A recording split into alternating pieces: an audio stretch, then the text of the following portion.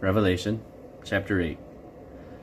And when he had opened the seventh seal, there was silence in heaven for about the space of half an hour.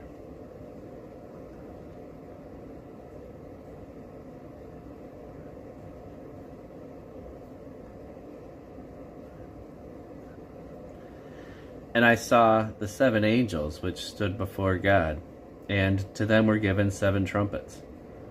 And another angel came and stood at the altar, having a golden censer, and there was given unto him much incense, that he should offer it with the prayers of all the saints upon the golden altar which was before the thrones.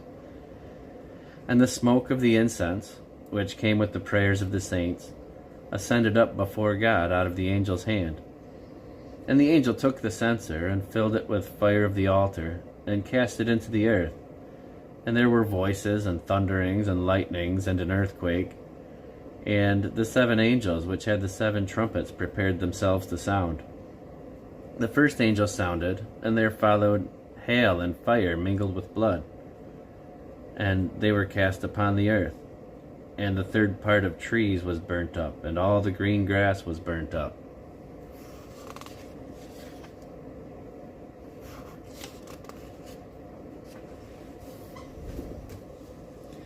And the second angel sounded, and, as it were, a great mountain burning with fire was cast into the sea, and the third part of the sea became blood.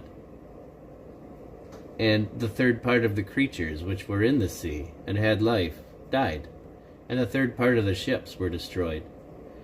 And the third angel sounded, and there fell a great star from heaven, burning as it were a lamp. And it fell upon the third part of the rivers, and upon the fountains of waters. And the name of the star is called Wormwood. And the third part of the waters became wormwood, and many men died of the waters, because they were made bitter.